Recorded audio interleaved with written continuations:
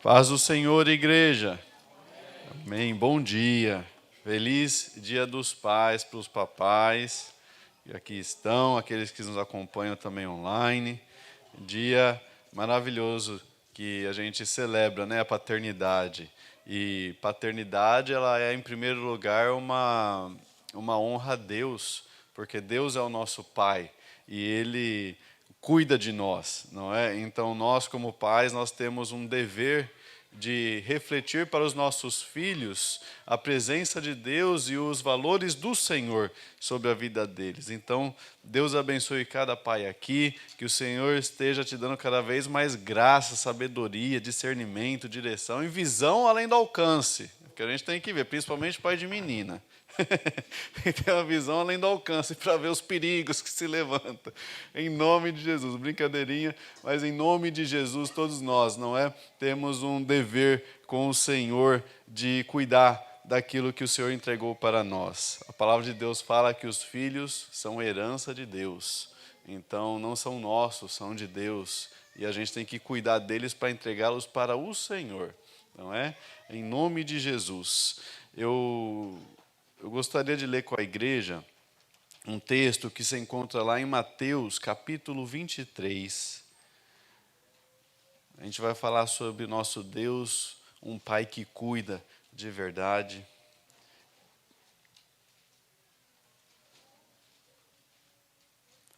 Mateus 23, a partir do versículo 1, fala o seguinte: Então Jesus disse às multidões e a seus discípulos: Os mestres da lei e os fariseus ocuparam o lugar de intérpretes oficiais da lei de Moisés.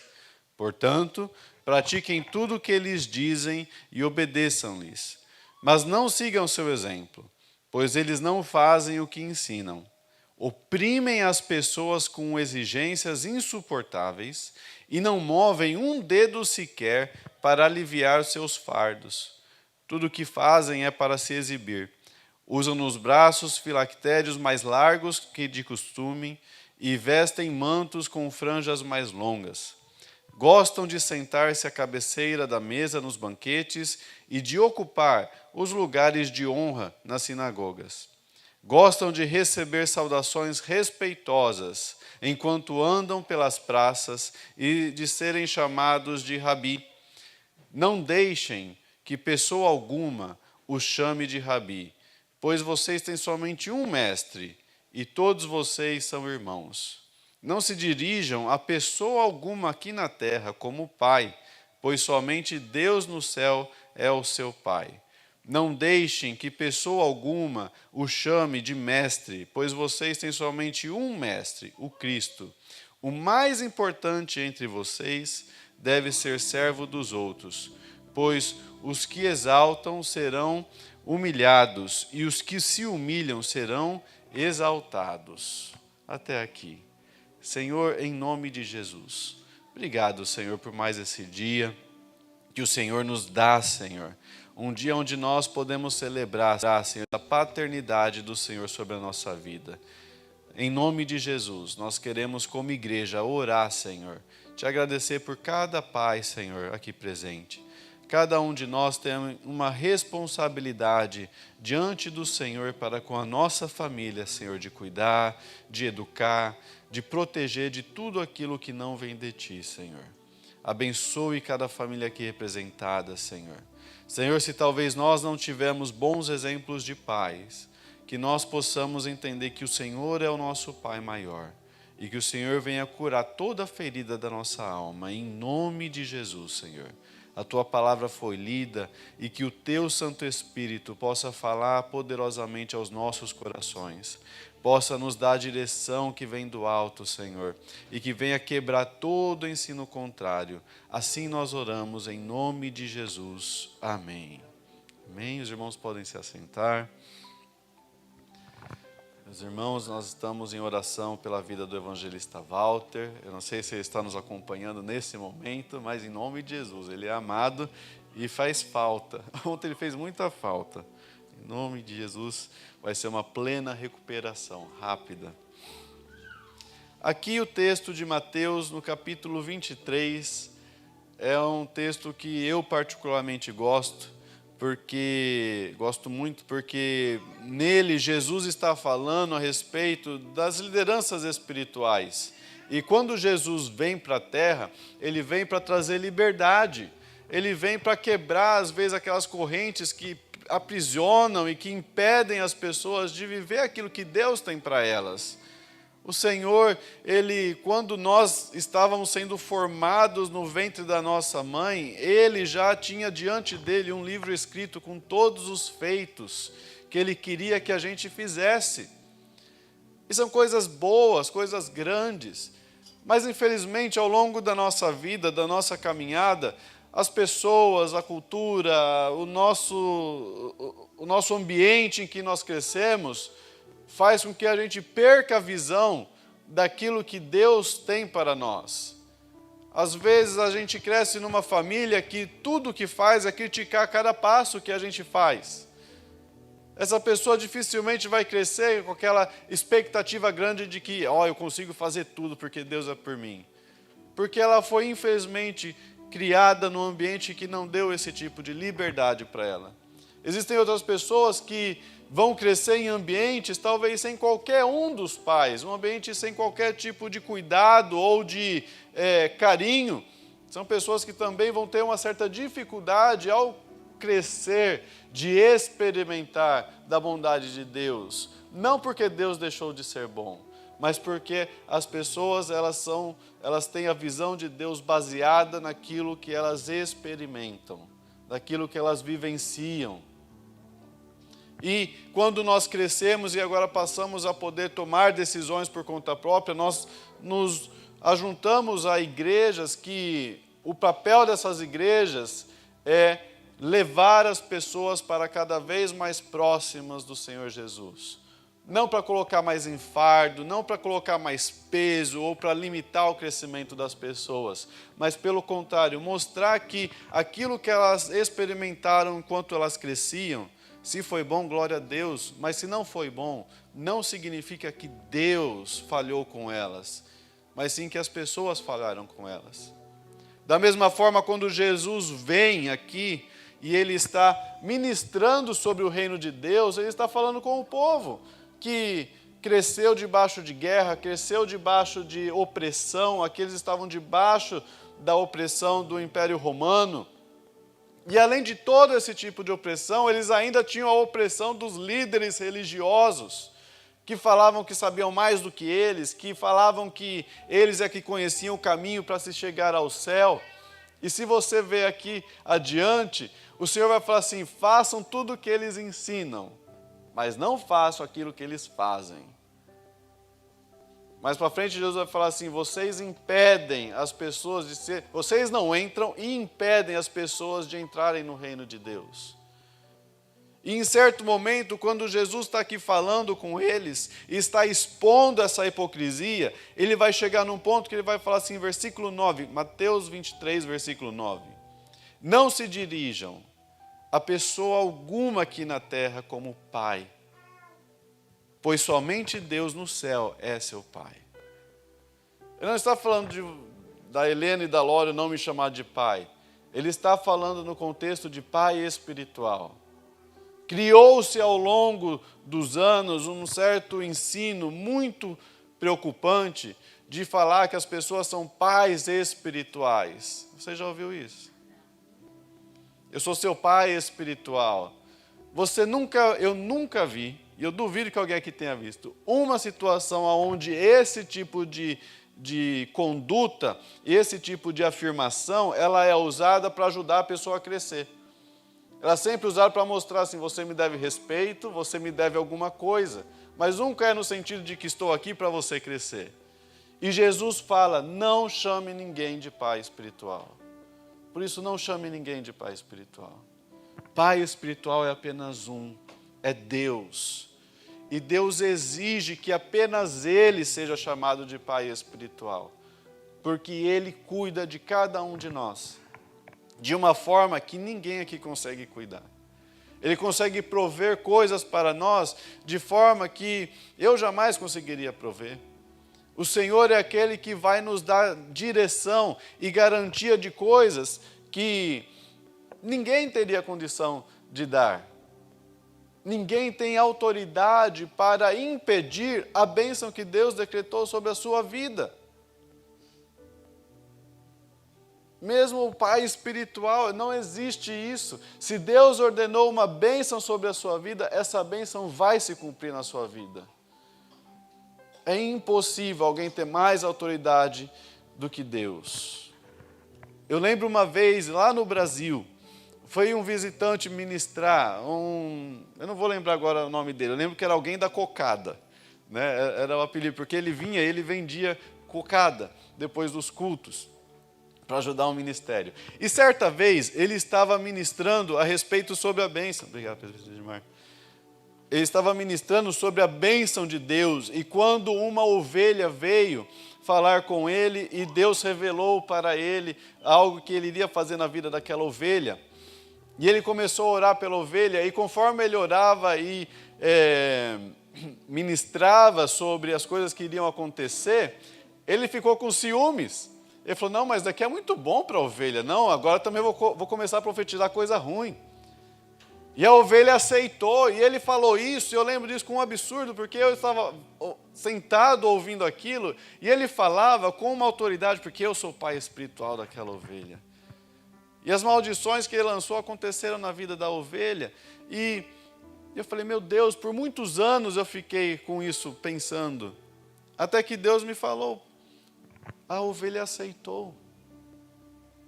Quantas vezes a gente ouve pessoas que se dizem espirituais lançar palavras de maldição e a gente aceita? A gente não pode aceitar. Deus é aquele que cuida de mim e de você. Deus é aquele que vai nos proteger, é Ele que guarda a nossa casa, é Ele que guarda a nossa família de todo mal. Não existe uma maldição que vai se cumprir sobre a nossa vida, porque Deus é um Deus de paz e de bênção. Deus não amaldiçoa ninguém. Agora, nós não podemos aceitar as maldições que são lançadas sobre a nossa vida. Se nós aceitamos, nós damos liberalidade para elas se cumprirem sobre nós. Uma vez, uma macumbeira, nós estávamos saindo, virou para mim e falou assim, em menos de 1 ano você vai voltar aqui. Deus me mostrou, com os joelhos quebrados, sua família destruída, e você vai vir implorar para nós te ajudar. A Elohim vai fazer 3 anos. E só cresce. Diante de Deus, que é o principal. Ninguém tem poder de amaldiçoar algo que Deus abençoou. Toma isso para a sua vida. Se alguma coisa está parecendo parado, impedido de acontecer, fala, não, eu não aceito isso. O que Deus determinou vai se cumprir. Repreende, não aceita essas maldições. Porque Deus vai trabalhar conosco de uma forma íntima. E com cada um de nós, Deus vai falar de uma forma especial que só a gente vai entender. Existem pelo menos 3 formas diferentes aonde Deus vai esperar de nós e vai trabalhar com nós para resolver uma situação. A primeira delas são batalhas que são vencidas com atos proféticos. Olha só que bênção, a gente fez aqui um ato profético sobre a vida do evangelista Walter. Existem batalhas que nós vencemos através de atos proféticos. A gente não precisa fazer nada além de ter um ato profético. Se você vai lá em Juízes, no capítulo 7,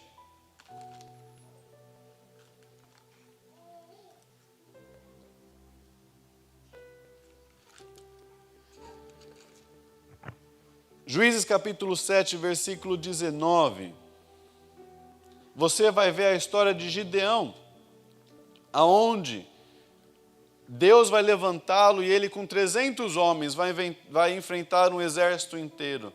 E de noite Deus dá uma direção, é um ato profético. Separem-se em 3 grupos de 100 homens. Aí no versículo 19 você vai ver assim: pouco depois da meia-noite e da troca da guarda inimiga, Gideão e seus 100 homens chegaram aos limites do acampamento midianita. De repente, tocaram as trombetas e quebraram os vasos de barro. Então os 3 grupos tocaram as trombetas e quebraram os seus vasos, segurando a tocha na mão esquerda e a trombeta na mão direita. E todos gritaram: a espada pelo Senhor e por Gideão. Cada homem manteve a sua posição ao redor do acampamento e viu todos os midianitas correrem de um lado para o outro, gritando, apavorados enquanto fugiam. Quando os 300 israelitas tocaram as trombetas, o Senhor fez os guerreiros que estavam no acampamento lutarem uns contra os outros com suas espadas. Os que sobreviveram fugiram para lugares distantes. Então nós vemos aqui, Deus dá uma direção para eles. Eles não levaram nem espada. Eles levaram ali suas tochas e as suas trombetas. Cercaram um inimigo que era muito maior do que eles e apenas tocaram. E bradaram. E quem operou toda a situação foi o próprio Deus. Existem batalhas onde aquilo que a gente precisa fazer é um ato profético. Mas existe um ponto importante aqui. Versículo 21. Cada um daqueles homens manteve a sua posição.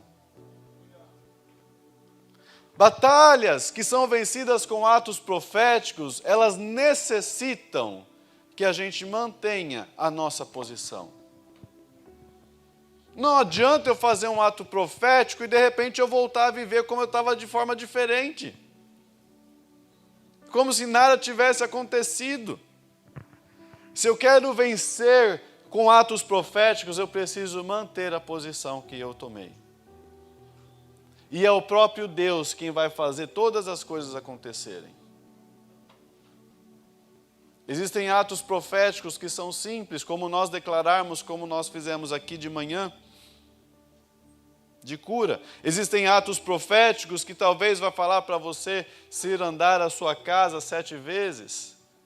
Existem atos proféticos que talvez seja você impor a mão sobre a cabeça dos seus filhos enquanto eles dormem. Mas o principal é manter a sua postura quando você faz um desses atos. Manter a postura fala de fé. Eu fiz esse ato, agora eu confio. Deus vai fazer. Porque existem batalhas onde o ato profético é o que vai dar vitória. Segundo tipo de batalha, são batalhas onde Deus vai vencer e a gente não vai precisar fazer nada.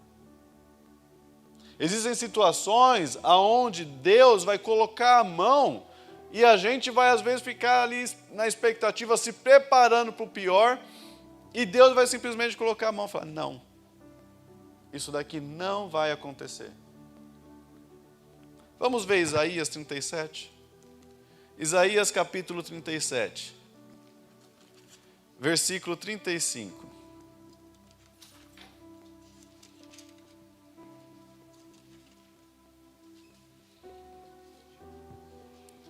Diz assim: por minha própria honra e por causa do meu servo Davi, eu vou defender essa cidade e eu vou liberar. Aqui é Deus falando através do profeta Isaías. O povo estava sendo afligido pelo exército assírio. Eles estavam num ponto de desespero porque viram tudo o que tinha acontecido com o reino do norte. E eles estavam desesperados. O que vai acontecer com a gente? E Deus fala assim: eu vou colocar a minha própria honra. Nada vai acontecer com vocês. Versículo 36. Naquela mesma noite, não foi algo que demorou, mas foi naquela noite, o anjo do Senhor foi ao acampamento assírio e matou 185.000 soldados assírios. Quando os sobreviventes acordaram na manhã seguinte e encontraram cadáveres por toda parte, então Senaqueribe, o rei da Síria, levantou o acampamento e partiu para sua terra. Voltou para Nínive e ali ficou. O povo estava desesperado. Um exército muito maior do que eles, um exército que tinha matado todos os irmãos deles, o reino do norte, estava agora para entrar em Judá, entrar no reino do sul e fazer grande destruição. E eles não tinham como se defender. E Deus fala: pela minha própria honra, eu vou defender vocês. Deixa eu te falar, existem batalhas que você não vai precisar fazer nada. Existem batalhas que Deus fala: eu que vou fazer isso. É uma questão de honra. E essas batalhas, elas sempre vão acontecer quando alguém ofende o Senhor. Quando alguém ofende a sua fé. Quando alguém tenta se levantar contra aquilo que você crê, zomba de Deus, vira uma questão de honra com Deus. Por isso, muito cuidado quando as pessoas ficam zombando. Não coloque a sua mão e não tente também ficar entrando em discussão. Entregue ao Senhor, que Deus vai entrar na situação. Davi ouviu falar lá: quem que é esse daí incircunciso que ousa falar contra o Senhor? E um rapaz, um garoto, consegue vencer o maior dos gigantes dele, o maioral deles. Porque ele não foi na força dele, foi na força do Senhor. Existem batalhas que Deus vai simplesmente fazer as coisas acontecerem. E talvez a gente fique preocupado achando que o pior vai acontecer. Mas Deus vai lá e coloca o dedinho dele e fala: não. Deus é grande. E a gente pode confiar nele. Agora, existem batalhas então que são vencidas por atos proféticos, batalhas onde Deus vai fazer as coisas sem a nossa participação. Existem batalhas agora que vão ser ganhas trabalhando junto com Deus. Onde Deus vai mandar a gente fazer coisas e depois Ele vai fazer junto. Vai, por favor, em Josué.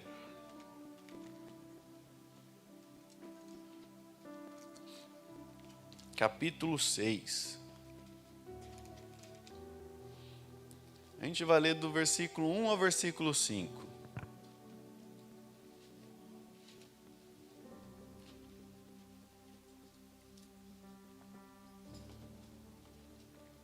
Diz assim: os portões de Jericó estavam muito bem fechados, pois seus habitantes tinham medo dos israelitas. Ninguém podia sair e nem entrar. Mas o Senhor disse a Josué: eu lhe entregarei Jericó, seu rei e todos os seus fortes guerreiros. Você e seus homens de guerra marcharão ao redor da cidade uma vez por dia, durante 6 dias.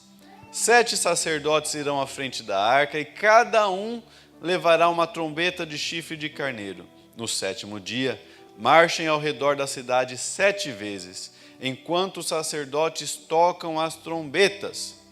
Quando os sacerdotes fizerem soar um toque longo, todo o povo dará um forte grito de guerra. Então cairá o muro da cidade e o povo atacará, cada um do ponto onde estiver. Deus manda então Josué conduzir o povo para um ato profético. E esse ato profético era de que aquela fortaleza de Jericó, aquelas muralhas que são impenetráveis, impossíveis de serem conquistadas, seriam destruídas por terra. O que diferencia do ato profético de Gideão é que Gideão precisou apenas ficar parado. Tome a sua posição. Aqui não. Aqui o ato profético era porque Deus iria trabalhar junto com Israel. Deus iria destruir aquilo que eles não poderiam destruir. aquelas muralhas que são impossíveis, na visão deles, de serem conquistadas. O impossível Deus iria tirar. Mas agora eles deveriam tomar posse daquilo. Versículos 20 e 21, você vai ver assim: quando o povo ouviu o som das trombetas, gritou com toda a força. De repente, o muro de Jericó veio abaixo. O povo atacou a cidade, cada um do ponto onde estava, e a tomou. Com suas espadas, destruíram completamente tudo o que havia dentro dela: homens, mulheres, jovens e velhos, bois, ovelhas e jumentos. Então existem batalhas onde Deus vai querer trabalhar junto com a gente. Onde Deus vai fazer o impossível. E vai entregar na nossa mão para a gente continuar. O que talvez hoje seja impossível para você? E que você pode entregar na mão de Deus? O que talvez hoje, ao olhar para a situação, você pensa: eu não consigo fazer mais nada. Mas que você pode entregar nas mãos do Senhor. Porque Deus pode fazer aquilo que é impossível para nós. E Ele vai esperar que agora a gente faça aquilo que nos cabe. Eu não posso ficar parado quando Deus está colocando a bola ali no gol. Só basta eu chutar. Deus está trazendo coisas, organizando situações, porque Ele espera de mim e de você uma postura diferente. Uma postura enfática, onde a gente tem que falar: não, isso daqui é o certo. O impossível Ele vai fazer, mas Ele espera que eu e você tomemos uma decisão e a gente faça aquilo que agrada ao coração dEle. E por fim, existem batalhas que vão ser ganhas com o nosso esforço e a nossa dedicação. Deus não vai aparecer num sonho, Deus não vai trazer um profeta para trazer uma palavra, Deus não vai fazer algo sobrenatural. Mas Deus vai trabalhar dentro de nós uma disposição, uma obediência, uma dedicação. E Ele vai honrar essa dedicação. Essas são as mais frequentes. Se você for para Neemias, hoje a gente está no nosso rally bíblico. Se você for para Neemias, no capítulo 4,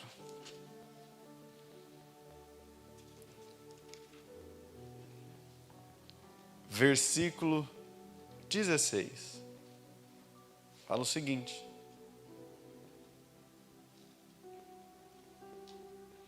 eu vou ler a partir do versículo 15.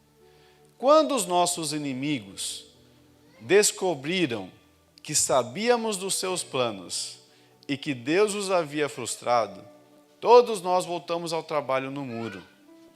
Dali em diante, porém, apenas uma metade dos meus homens trabalhava, pois a outra metade ficava de guarda com lanças, escudos, arcos e couraças. Os líderes ficavam na retaguarda de todo o povo de Judá, que construía o muro. Os trabalhadores prosseguiram com a obra. Com uma das mãos levavam as cargas, enquanto com a outra seguravam uma arma. Todos os construtores tinham uma espada presa à cintura.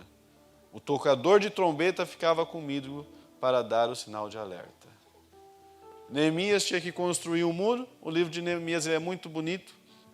Todos, né? Mas o de Neemias ele é muito bonito porque mostra a dedicação de nós fazermos as coisas certas, mesmo quando existe uma oposição maligna. E Deus não honra Neemias aqui fazendo um profeta vir, dando uma força sobrenatural, ou fazendo algo sobrenatural. Deus honra Neemias porque ele permanece firme.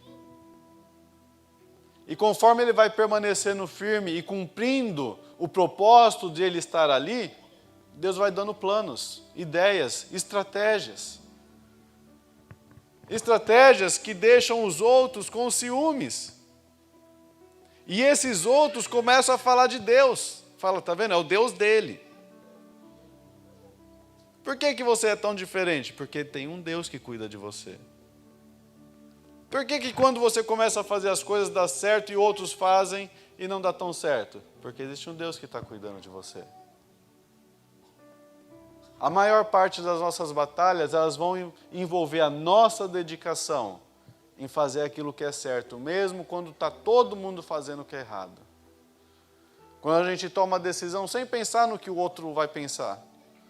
A gente não tem que ter medo do homem, a gente tem que manter a nossa posição, a nossa postura correta diante de Deus. Porque Deus vai honrar a nossa disposição. E Deus vai fazer crescer e prosperar tudo aquilo que a gente fizer. Porque Ele é que nos honra, não é um homem. E mesmo com todas essas situações, vai existir momentos onde vai vir uma tempestade. Mesmo a gente fazendo tudo certo, pode ser que a gente venha enfrentar uma tempestade que a gente não estava esperando. Pode ser que algo aconteça que a gente nunca tinha imaginado que ia acontecer. Algo ruim que a gente não estava esperando. Mesmo nessa situação, Deus ainda está trabalhando. Eu vou ler rapidamente Mateus, capítulo 8, versículo 23, fala assim: Em seguida, Jesus entrou no barco e seus discípulos o acompanharam. De repente, veio sobre o mar uma tempestade violenta, com ondas que cobriam o barco. Jesus então dormia. Aqui eu quero chamar a sua atenção, porque eram os discípulos que andavam com Jesus, viram milagres, participaram de coisas grandes e maravilhosas, e estavam todos no barco. E estavam passando por uma tempestade que ameaçava destruir todos eles. E enquanto eles estavam ali desesperados com aquela tempestade, Jesus dormia. E talvez a gente já ouviu tanto esse texto aqui, falando de Jesus e tudo mais, mas eu quero chamar a sua atenção para o coração dos discípulos. Porque às vezes o nosso coração está dessa forma. Quando a gente lê aqui, os discípulos estão inconformados com Jesus estar dormindo. O Senhor não se importa com a gente? E às vezes a gente está passando por tempestades e a gente está inconformado com Deus. O Senhor se esqueceu de mim. Onde está o Senhor? Onde está a honra que o Senhor promete? Onde está a prosperidade que o Senhor promete? Onde está o respeito que o Senhor promete? Que às vezes eu ouço falar na igreja, na pregação. Parece que Deus já não está ali. Mas a palavra de Deus nos fala que Jesus estava ali no barco. E por mais que a gente não veja a presença de Deus no meio daquela situação, Deus continua com a gente.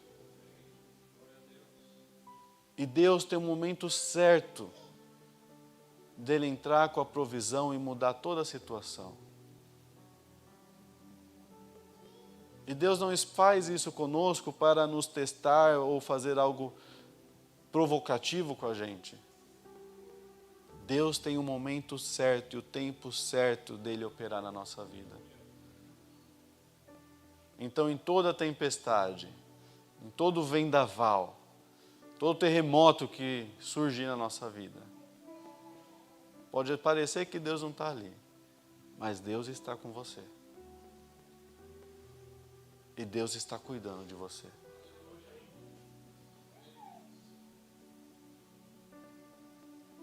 Hoje o evangelista Walter não está aqui, mas Deus está lá com ele, cuidando dele. E a gente sabe que o propósito de Deus é sempre bom. E Deus cuida de nós. Coloque-se de pé, eu quero orar por você. Chama aqui o grupo de louvor.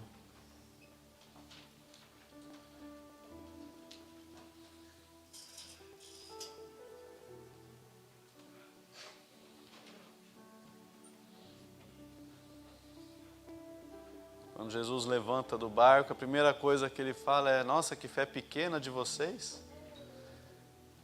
E ele dá ordem e o mar se acalma. E os discípulos perguntam: quem é esse homem que até as ondas do mar e os ventos se lhe obedecem?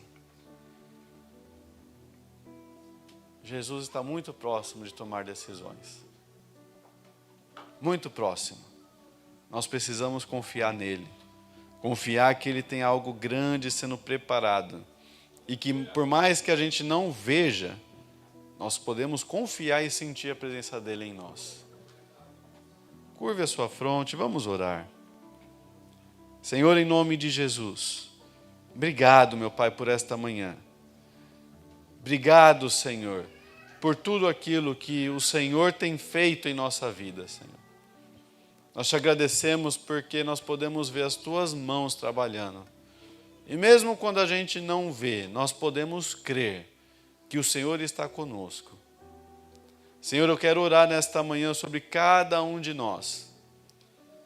Senhor, se nós ao longo da nossa vida nós vimos que as coisas aconteceram e talvez o Senhor não estava lá, mas nós, na nossa percepção, mas nós cremos e declaramos que o Senhor está conosco, Senhor.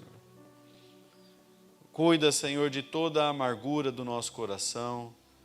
Se alguém precisa liberar perdão, Senhor, nós entregamos diante do Teu altar, Senhor Deus. Nós trocamos, Senhor Deus, com o Senhor, porque o Seu fardo é leve. Em nome de Jesus, Senhor, nós repreendemos todo mal que se levanta contra a nossa vida, Senhor. Contra a nossa casa, contra a nossa família. Entregamos diante do Teu altar, Senhor Deus, todas as nossas aflições, pois nós sabemos que o Senhor tem planos muito maiores e melhores do que os nossos, Senhor. Nos dê a estratégia para nós vencermos nas batalhas, Senhor.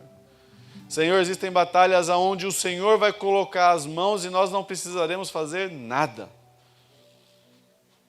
E existem batalhas onde o Senhor vai esperar de nós um posicionamento.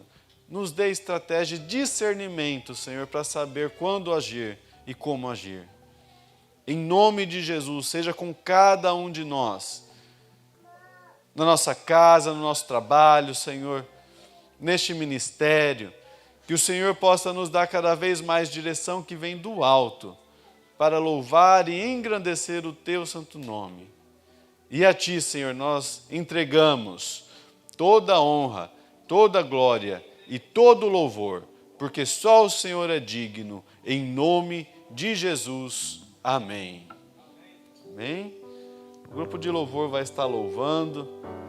E enquanto eles estiverem louvando, eu quero que você apresente diante do Senhor as batalhas que você tem enfrentado.